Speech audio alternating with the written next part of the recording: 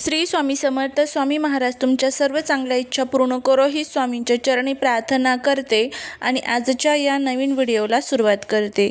अक्षय तृतीया म्हणजे असा दिवस ज्या दिवशी केलेल्या दानाचे आणि पुण्याचे फळ कधी क्षय पावत नाही, म्हणजेच ते अक्षय राहते. हिंदू धर्मात या दिवसाला अनन्यसाधारण महत्त्व आहे.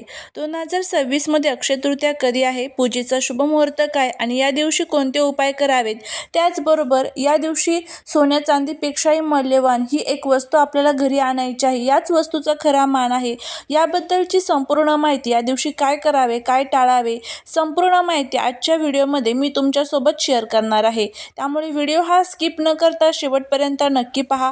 जर तुम्ही या चॅनलवरती नवीन असाल तर चॅनलला सबस्क्राईब करा आणि असेच माहितीपूर्ण नवनवीन व्हिडिओ पाहण्यासाठी बेल आयकॉनलाही प्रेस करा, म्हणजे माझ्या सर्व नवीन व्हिडिओचं नोटिफिकेशन तुम्हाला मिळेल आणि तुम्ही एक पण व्हिडिओ मिस करणार नाही.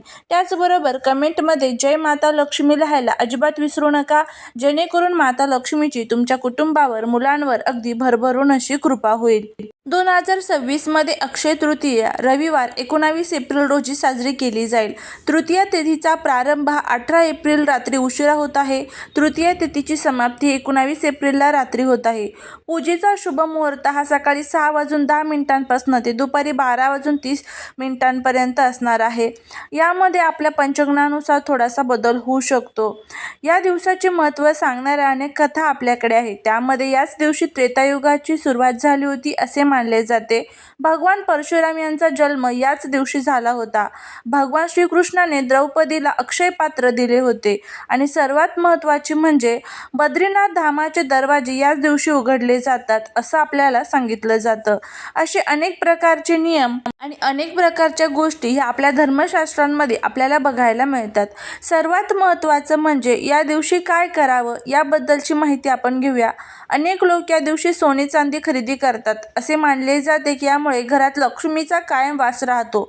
जर सोने खरेदी शक्य नसेल तर चांदी किंवा एखादे नवीन भांडे घेणे सुद्धा शुभ असते.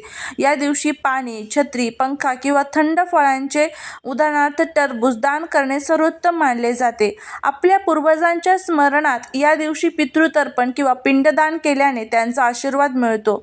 महाराष्ट्रात अनेक ठिकाणी मातीचा घट पूजला जातो आणि त्यावर खरबूज ठेवून त्याचे दान केले जाते. अक्षय तृतीया हा दिवस पितरांच्या ऋणातून मुक्त होण्यासाठी आणि त्यांचे आशीर्वाद मिळवण्यासाठी अत्यंत शुभ मानला जातो. या दिवशी पितरांच्या नावाने पाण्याचे उदक दान केले जाते. म्हणजेच काय तर उन्हाळ्यात तहानलेल्याला पाणी पाजल्याने पितरांना तृप्ती मिळते. सकाळी स्नान करून दक्षिणेकडे तोंड करून पितरांचे स्मरण करून हातातील पळीतून पाणी, काळे तीळ आणि फुले सोडून तर्पण केले जाते. या दिवशी पितरांच्या आवडतीचे पदार्थ पुरणपोळी, आमरस बनवून त्याचा नैवेद्य दाखवला जातो. कावळ्याला अन्नाचा घास देण्याची प्रथा या दिवशी आहे. महाराष्ट्रात अक्षय तृतीयेला करा केळीचं पूजन केले जातं. करा हा मातीचा लहान माठ किंवा गाडगे असते आणि केळी हे जे आहे तर ते आपल्याकडे पूजण्याची परंपरा आहे. हे पूजन समृद्धीचे प्रतीक मानले जाते. 2 मातीचे छोटे रांजण किंवा माठ, ज्याला आपण करा केळी म्हणतो, ते आपल्याला घ्यायचं आहे. त्याला गंध, फुलं, अक्षदा आपल्याला अर्पण करायचे आहे आणि पाटावर किंवा जमिनीवर तांदळाची रास किंवा गव्हाची रास घालायची आहे. त्याने पाण्याने भरलेला जो करा आहे म्हणजेच घडा ठेवायचा आहे. शक्यतो 2 घडे ठेवले जातात, एक देवासाठी आणि एक पितरांसाठी. या घड्यांना हळदी कुंकवाचे बोटे लावावे, गळ्यात फुलांची माळ अर्पण करावी. घड्याच्या तोंडावर आंब्याची पाने आणि त्यावर एखादे फळ, खरबूज किंवा आंबा ठेवावे. अनेक ठिकाणी यालाच करा केळी म्हणतात, कारण केळी किंवा मोसमी फळे तिथे अर्पण केली जातात. उन्हाळा सुरू असल्याने या दिवशी घटात वाळा घातलेले थंड पाणी भरले जाते. ते शीतलतेचे प्रतीक असते.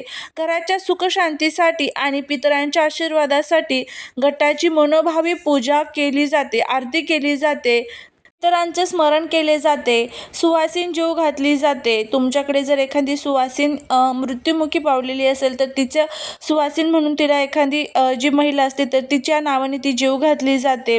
अक्षय तृतीयाला पितरांच्या नावाने अनेक गोष्टी केल्या जातात. त्यामुळे आपल्या घरातील पितृदोष जो आहे तर तो नष्ट होतो. त्याचबरोबर चप्पल आणि त्याचबरोबर वस्तू तुम्हाला शक्य होईल त्या वस्तू तुम्हाला या दिवशी दान करायच्या असतात. आता बघा, अक्षय तृतीयेला अर्थात सोने खरेदी करणे खूप महत्त्वाचे आणि शुभ मानले जाते. पण प्रत्येकाला सोने खरेदी करणे शक्य नसते. शास्त्रानुसार अशा काही अत्यंत स्वस्त पण प्रभावी वस्तू आहेत ज्या घरी आणल्यास माता लक्ष्मी सोन्यापेक्षाही जास्त प्रसन्न होत असते. आता त्यामध्ये सर्वात पहिली आणि महत्त्वाची जी वस्तू आहे ते म्हणजे मी काही वस्तू सांगणार आहे. तुम्हाला यातील ज्या कोणत्या वस्तू शक्य होतील त्या तुम्ही खरेदी करा आणि तुमच्या घरामध्ये येऊन त्याचं पूजन जे आहे तर ते तुम्हाला करायचं आहे. आणि त्याच्या वस्तूच्या संदर्भात मी तुम्हाला उपाय देखील सांगणार आहे. ती वस्तू घरात आणल्यानंतर तुम्हाला त्याच्या संदर्भात उपाय कशा पद्धतीने करायचा आहे जेणेकरून माता लक्ष्मी आपल्यावरती प्रसन्न होईल. सर्वात पहिली जी वस्तू आहे ते म्हणजे दक्षिणावर्ती शंख. दक्षिणावर्ती शंख हा माता लक्ष्मीचा भाऊ मानला जातो. अक्षय तृतीयेला हा शंख घरी आणून त्याची पूजा केल्याने घरातील दारिद्र्य दूर होते. आता या दक्षिणावर्ती शंखाचा उपाय काय करायचा आहे? शंखात पाणी भरून ते संपूर्ण घरात शिंपडावे. यामुळे नकारात्मक ऊर्जा नष्ट होते. दुसरं जे आहे तर ते म्हणजे लघु नारळ किंवा ज्याला आपण एकअक्षी नारळ म्हणतो. हा आकाराने छोटा असतो. हा नारळ लक्ष्मीचे प्रतीक मानला जातो. हा नारळ लाल कपड्यात गुंडाळून तुमच्या तिजोरीत ठेवा. यामुळे आर्थिक चणचण भासत नाही. दुसरं आहे ते म्हणजे कमळगट्टा. माता लक्ष्मीला कमळ अत्यंत प्रिय आहे. कमळाच्या फुलांच्या बिया म्हणजेच कमळगट्टा घरी आणणे शुभ मानले जाते. अक्षय तृतीयेच्या रात्री लक्ष्मीपूजनाच्या वेळी 108 कमळगट्ट्यांची माळ अर्पण करा किंवा 10 बिया लक्ष्मीच्या चरणाशी आपल्याला ठेवायच्या आहे. नंतर त्या आपल्या तिजोरीत ठेवा. चौथी जी वस्तू आहे ते म्हणजे पिवळ्या कवड्या.